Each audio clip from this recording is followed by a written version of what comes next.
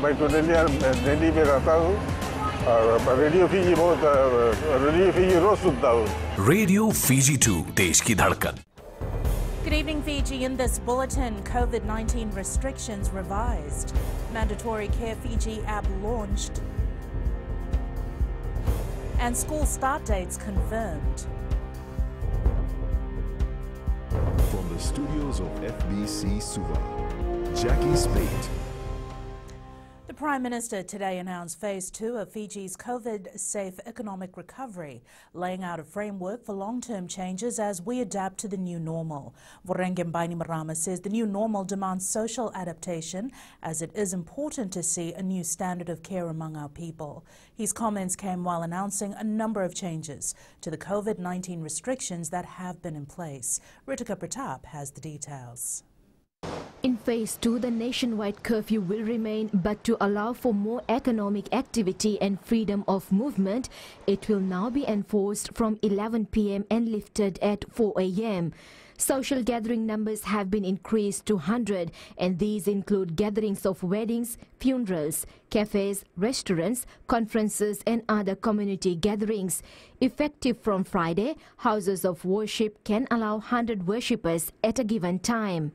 Starting tomorrow, over the next 3 to 4 days, the Ministry of Health and Medical Services will be meeting with religious leaders to talk about how the new normal will look in houses of worship and how they can adapt to protect Fijians who come to them. Gyms, fitness centers and swimming pools, both public pools and those at hotels, will be permitted to reopen from Monday the 22nd of June. Football, boxing and all other contact sports will resume as well. The cinemas will also reopen from tomorrow but will be limited to 50% capacity. Nightclubs will remain closed. All groupings of theatre goers, friends and family members who attend and sit together will be required to sit 1.5 meters apart from other groupings or individuals. In between each showing, service areas need to be wiped down, seats deep cleaned, and public areas must be thoroughly sanitized. The Prime Minister stressed that zero cases in the country does not mean zero risks. He urged Fijians to remain vigilant. Ritika Pratap, FBC News. The next phase of COVID responses tied to the launch of the Care Fiji app. The Prime Minister says this is a powerful new tool that allows us to notify users if they are exposed to the coronavirus. Apinisa Wangarandovu reports. Care Fiji uses Bluetooth technology on our phones to make contact tracing much faster and more accurate, and was built using the same technology that both Singapore and Australia have used. So God forbid another COVID positive person is among the public. If they have Care Fiji installed, this app will allow the Ministry of Health and Medical Services to quickly notify any other carefree users who have been in contact with that individual. If used by enough people, this will break the chain in a faster, more highly targeted way. Bainimarama says Care Fiji will instill a sense of confidence in other countries, showing the world and our tourists that Fiji is perhaps the safest nation on earth to live, work and holiday in. It will bring back lost jobs of our friends and neighbors. It will restore lost income and put us back on track to economic greatness. The Prime Minister also highlighted that it is mandatory that all users of government-issued phones, members of the disciplined forces and users with phones issued by government-funded statutory bodies download the Care Fiji app. Entities in which the government holds an interest and social welfare recipients, other government assistance beneficiaries as well as civil servants should all download Care Fiji.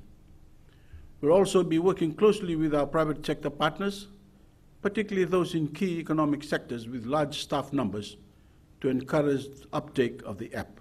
All the information about the Care Fiji app can be found on Digital Fiji website, carefiji.digitalfiji.gov.fj. The Care Fiji app is designed to be secure, simple to register, simple to use, and without hassle. So please help us in our campaign. against COVID-19 by going on to the Google Play Store or the Apple App Store, search for Care Fiji, download it, and please keep your Bluetooth turned on. All businesses have been urged to become leaders in their respective fields by drawing up their game plans for running safe COVID-proof operations. Apiniso Wangrandobu, FBC News. Following 3 months of closure, classes for Year 12 and 13 will now resume on Tuesday, 30th of June, while the rest of the primary and secondary schools and early childhood centres will open from the 6th of July. In a press conference this afternoon, Education Minister Rosie Akbar highlighted that the school terms and the curriculum have been aligned to accommodate for the coverage. Tertiary institutions will open for face-to-face classes from the 30th of June. Pranita Prakash has more. A lot of planning and thought process have been put to ensure when school resumes, the welfare of students and teachers remain a priority. Term 2, like I said, begins on 30th of June till the 18th of September. Term 3 begins on the 28th of September to 18th of December. Further to this, if I can reiterate on the announcement we made about external examinations, only Year 12 and Year 13 students will sit for the external examinations. The rest of the students from Year 1, including our ECE to Year 11, will undergo school-based assessment. The ministry expects all teachers, including ECE, primary and secondary schools, to report to school on June 29th. Classes will start for these students on the 30th of June, but all our teachers are requested to report to school on Monday, 29th June, in ensuring that when the children do report to school on the 30th of June, we have our facilities all prepared to kickstart the learning process. The Education Minister has urged teachers scattered across other parts of the country to start making plans to return to their respective schools. Akbar highlighted that principals, teachers and school management will be responsible for COVID-proofing their schools and practicing healthy habits. Pranita Prakash, FBC News. The Prime Minister believes Fiji can't risk the health and economic losses of keeping our borders shut forever.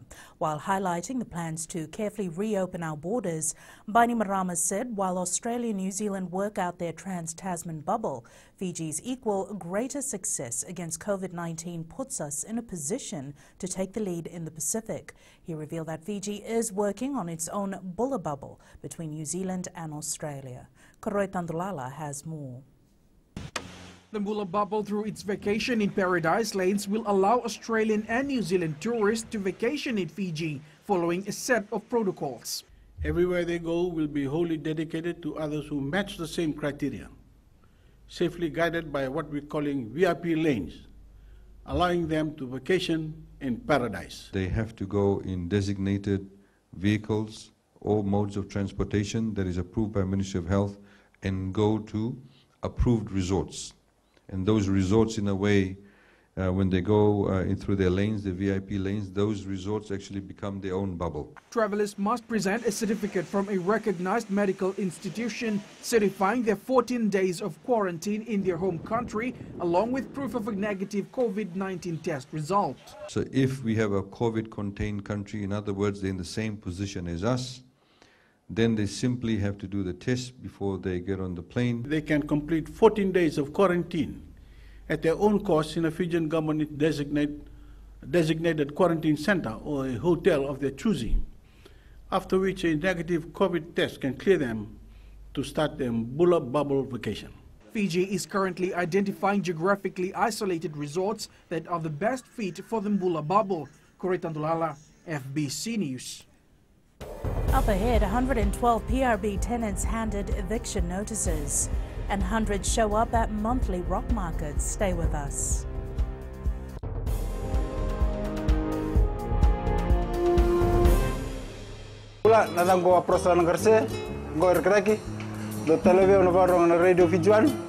Radio Fijian, nandomo iviti.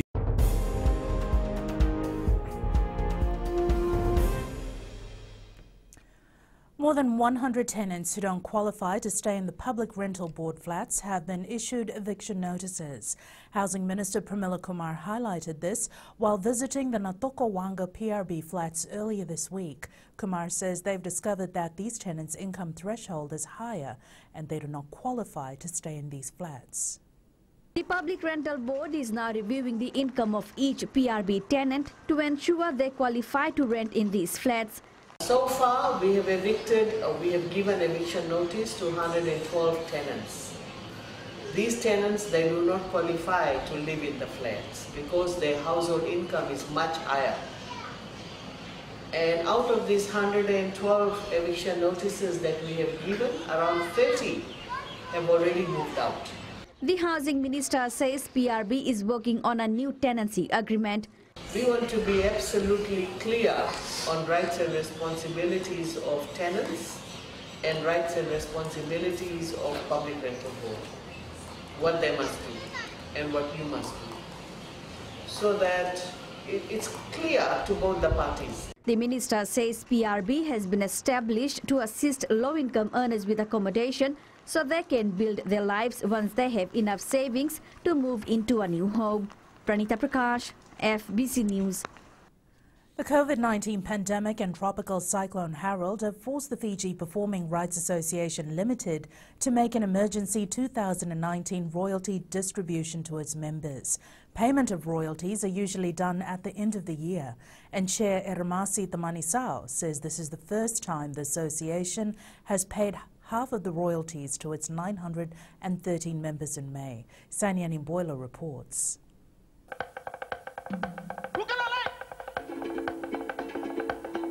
Over $100,000 was distributed under the first phase of the Emergency 2019 royalty distribution to FIPRA members.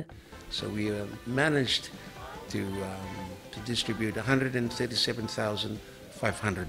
Wundia Queen Laisa Bulokoro says the music industry is at a standstill due to the pandemic. The pandemic, COVID-19 was announced. Everything got cancelled.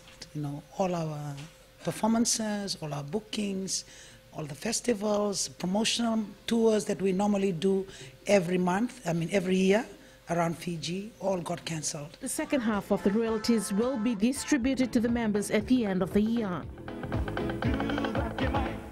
Sainia Nimboila, FBC News. Fijians are now tapping into their talents and producing goods and artifacts to earn extra income during this slow period. Many of these talented Fijians took advantage of the monthly Gold FM rock market in Suva to sell their products. Apinisa Wangarutovo reports. Pipe Dreams was set up by a former sales consultant who lost his job due to COVID-19. He says his journey to Suva was not a waste.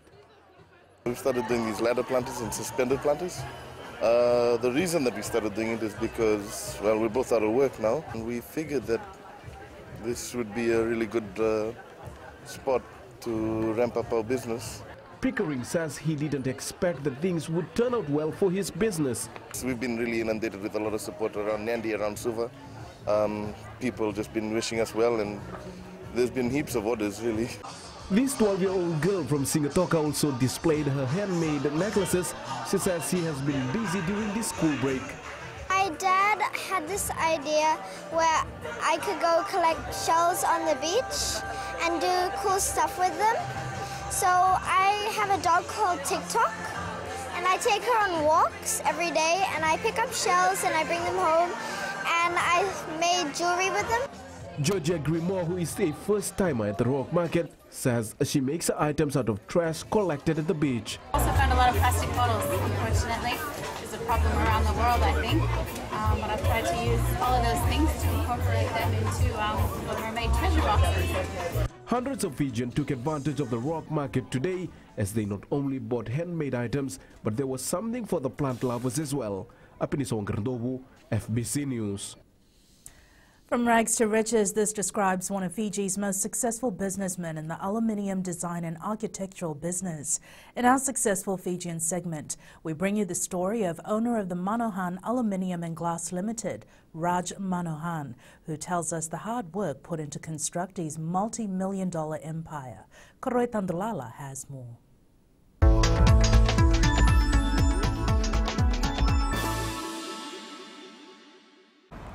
Manohan, whose father was a tailor, grew up in Samambula, Suva, and was inspired by his uncle, who was a contractor, to venture into the aluminium and glass business at an early age. I was motivated from very young age. My uncle was a contractor, and I used to watch him. After school, we used to wheelbarrow for him, get 10 cents in our pocket for ice block and a bun. At the age of 17, Manohan left for New Zealand to chase his dream. While in Auckland, his aim was not to return to Fiji empty-handed. Well, when I was looking for work, I used to walk at the door of the employers. I said, "You advertise for this position? I'm willing to take it. Don't pay me. Pay me if I prove myself." That actually gave me a bit more motivation. And they started respecting me. When you're a self-built person, when you have 10 cents in your pocket, land in Auckland, what do you have to lose? Like all success stories, Manohan faced his own share of challenges and even saw his years of hard work in New Zealand crumble. In 1990, I had built a massive factory in Hamilton, New Zealand, on a 5-acre freehold land. Things fell apart for personal reasons. Then I came back to Fiji. Upon his return to Fiji, Manohan was determined to rebuild his empire using the knowledge and experience he gained while in New Zealand. Money will not make you successful. A lot of people get inheritance and they think they can enter into business. It doesn't work that way. It's a hard work, very hard. But if you're not motivated, you won't be successful. Manohan has 60 trusted employees working for him for over 34 years. He says the secret to his success are his loyal employees, whom he sees as an asset and not just workers. Manohan's motto in life is, it's not how many times you get knocked down that counts, it's how many times you get back up. Kuraitan Tulala, FBC News.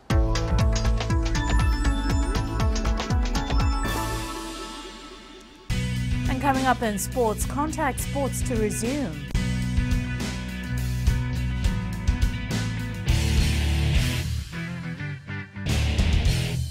My name is Neha and I'm from Kadavi, and Mirchi FM, it's hot. Mirchi FM, it's hot.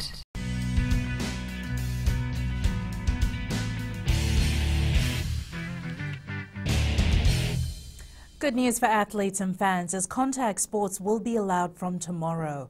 Prime Minister Voreqe Bainimarama says gyms, swimming pools and fitness centres will be allowed to operate as well tomorrow. But Bainimarama says the operators must keep the facilities clean and maintain contact tracing information by checking for the Care Fiji app installation and keeping a manual log for those who don't have smartphones. Today's announcement is certainly music to the ears of sports lovers. With Fiji's outbreak contained, we can safely reclaim our status as the beating heart of world rugby and welcome back football, boxing, and all other contact sports as well. Bainimarama says he knows how much it means for fans to attend games and watch their stars in action. We'll be permitting live sporting events to resume, but with restrictions.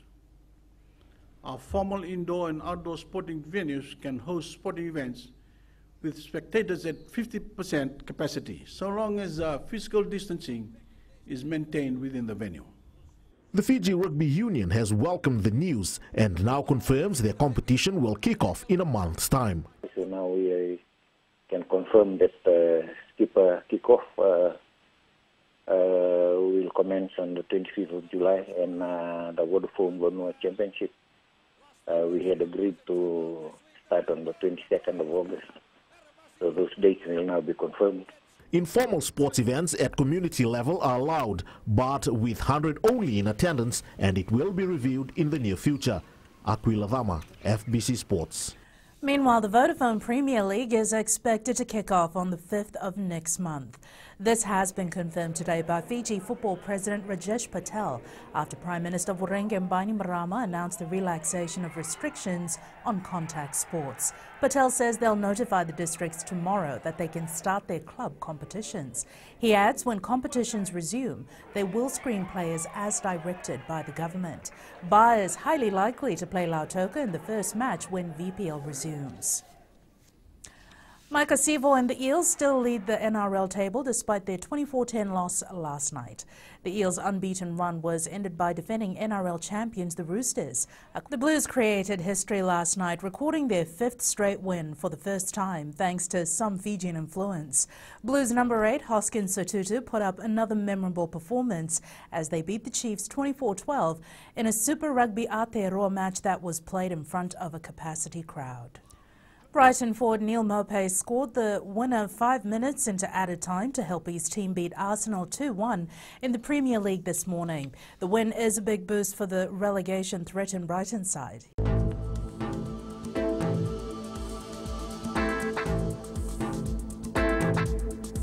And in weather, it's cloudy periods with brief showers were experienced over the eastern and interior of the larger islands. Mainly fine weather conditions prevailed elsewhere. Taking a look at the weather map, in the west, mostly sunny and areas of high clouds.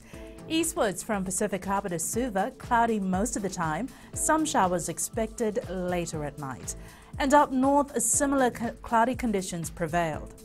At sea, south to southeasterly winds 15 to 20 knots, moderate to rough seas, moderate southerly swells.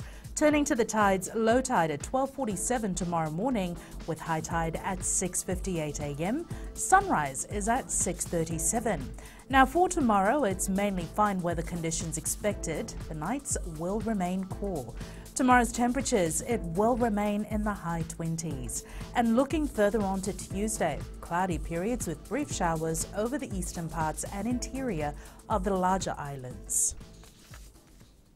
And recapping the main stories for tonight, COVID-19 restrictions revised, mandatory Care Fiji app launched, and school start dates confirmed. Now for these stories and others, tune in daily to our sister radio station Gold FM. Our poll question, we're asking, is Hoskins Sotutu proving to be the best candidate for the All Blacks number 8 position? Visit our FBC website to answer. And you can send us newsworthy pictures and videos. Email fbcnews@fbc.com.fj or via Facebook page FBC News and our Twitter page at FBC_news or hashtag FBC News. That's your news for tonight. Until tomorrow, from the team and I, we're wishing you all a fantastic new week ahead. Stay safe. Bye for now.